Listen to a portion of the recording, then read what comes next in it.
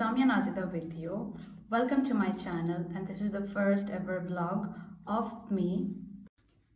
So, in today's video, which is going to be the introductory video, I'm going to discuss about myself, my life, who I am, where I live, what I do, etc.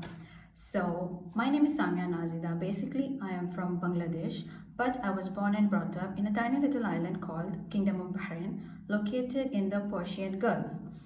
My family has been living in that island since a long time. So me and my siblings were born and brought up in Bahrain. My schooling, education, everything was completed from there. But after that, I thought of pursuing my graduation in a different country. So here I am in Finland. I live in Finland at the moment, and I have just completed my graduation.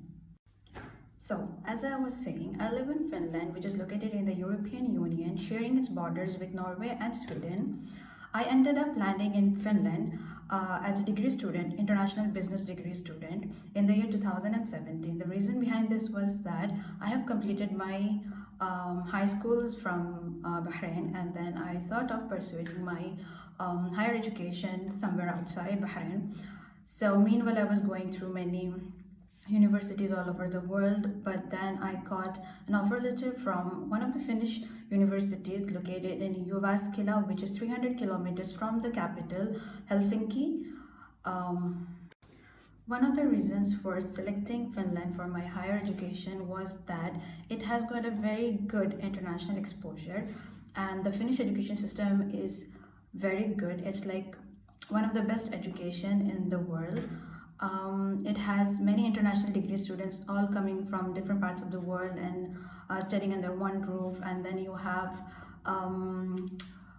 exchange studies, and then you have practical trainings and then internships, etc., which you can do maybe within Finland, or maybe you can go back to your own country and or select any other country, and it's almost free of cost because the university from which you will be traveling to different countries for the international exposure or practical training or internships, the teachers are really helpful, and the paperwork are done like really quick, and it's time saving, it's helpful, it's good to know many different people, and the best part of it is that the tuition fees are not so high as per Canada, Australia, USA, etc. So this was one of the reasons that I could get a good education within my budget, and then I could also get an international exposure. And another reason for selecting Finland, it's because that Finland is the safest country and also the happiest country for 2 consecutive years, 2018 and 19. And the best part of it is women's right. Finland has given the women the right to do anything they want to do, and it's legal over here for a woman to work, speak, be independent, and carry out many activities which as a Bangladeshi it is not available in my country, or I would say many facilities were not available in Bahrain as well. But to be in a European country, I find myself to be safe, and also I have many opportunities which I will be sharing with you in my upcoming videos. I have been staying in Finland from 2017, which is almost going to be 3 years now.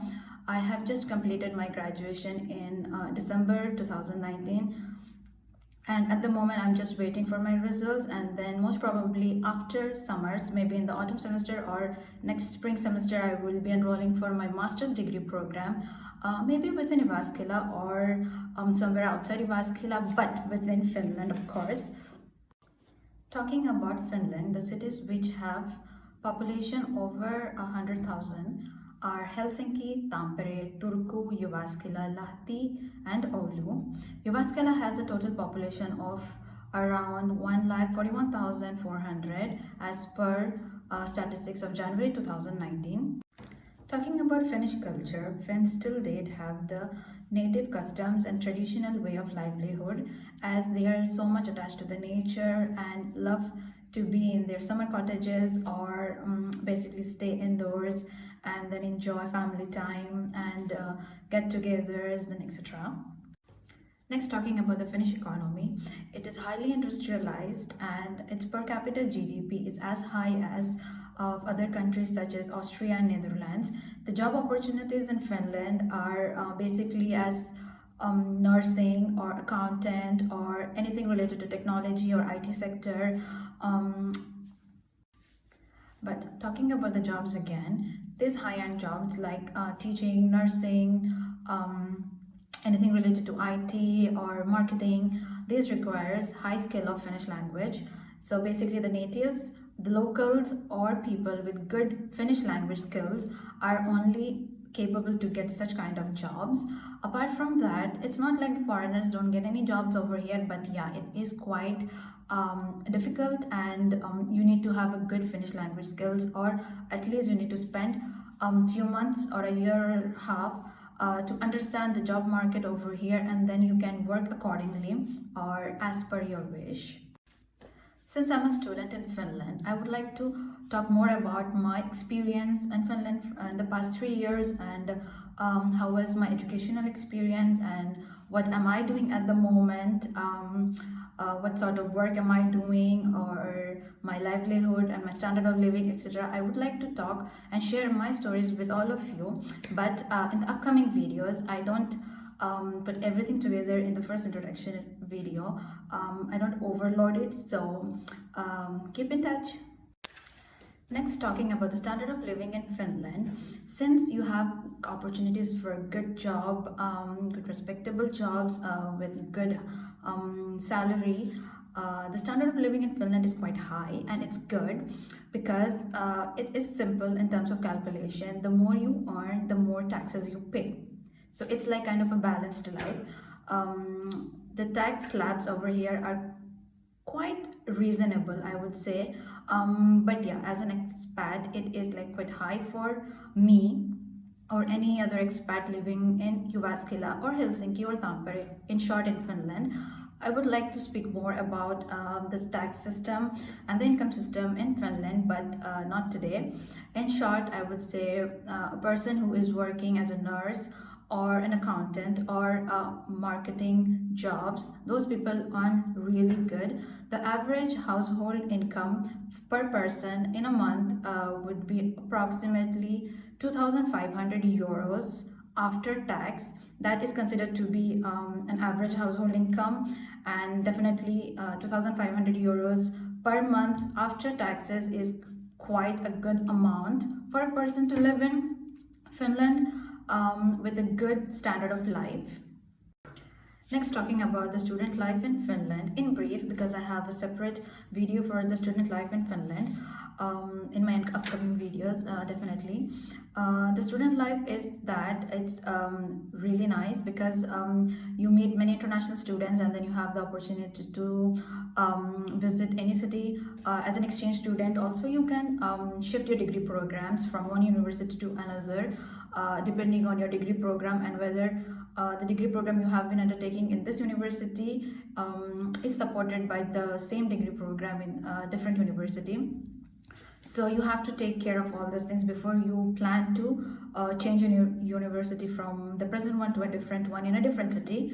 The second thing I would say is that regarding the tuition fees, the students who come from within the European Union or from Switzerland are not bound to pay any tuition fees regardless of any degree program they are opting for.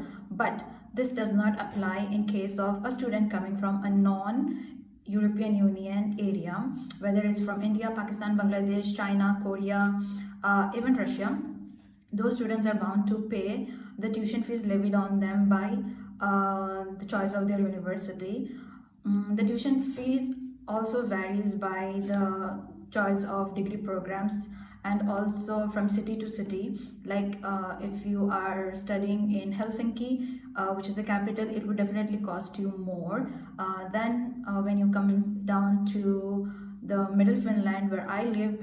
I live in Jyväskylä, so the tuition fees are relatively less or lower than the universities located in Helsinki or Lahti or Tampere. Same thing if you go to the northern side, maybe towards Rovaniemi There the tuition fees are definitely much lower than what I am paying, or I would say what I have paid for the past 3 years. So I will go in detail about all the universities and the tuition fees, etc., in my separate video on student life in Finland. Next, talking about the last and my most favorite part of this video is the climate. Finland has a beautiful climate. I would say it has three seasons: summers, winters, autumn, and spring. Uh, I basically come from a place where the temperatures could reach to as high as 42, 45 degrees during the summers, and during winters it could be only as low as 12 to 13 degrees, talking about Bahrain. But my experience in Finland with regards to climate in the past 3 years was awesome. Some people don't like Finland because of the climate, which is especially during the winters, because in winters the climate could reach to as low as minus 25 to 30 degrees, depending on which region you live in. I live in Vaskila, and here the temperatures went during the last winters from minus 20 to 22 degrees. But in summers, it is beautiful. I would say it's just the opposite of winters. In winters, it's dark.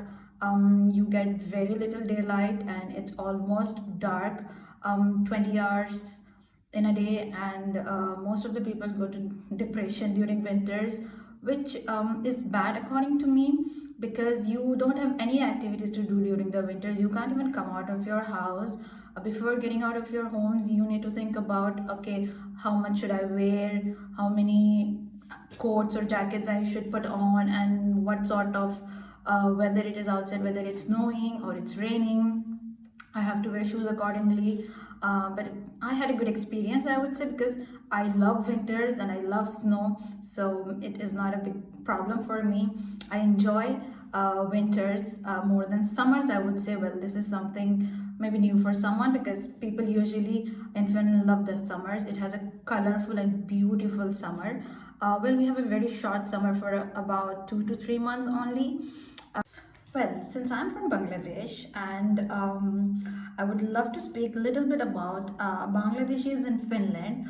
Well, we have a lot of Bangladeshis in Finland, but it's all scattered all over Finland. Like majority of them live in Helsinki, because there are more job opportunities over there.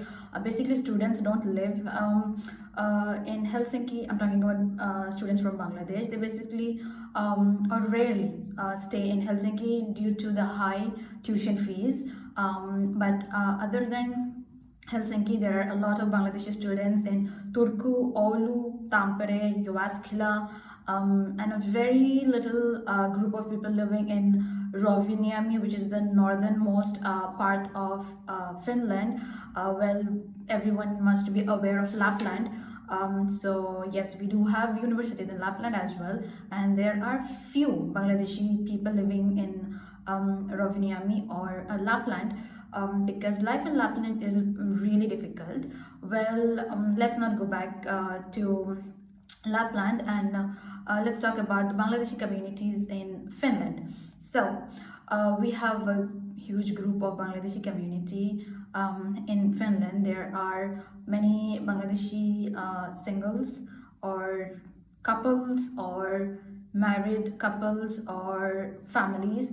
So it's basically most of them like come as a student, and then they finish their education, and then they go for their post graduation, and meanwhile they get random jobs here and there, and then get a work permit by spending few years as a student visa. And then if you have a good job, and then you can apply for the work visa, and once you have the work visa, then you can apply for a spouse visa, through which you can bring your husband or wife.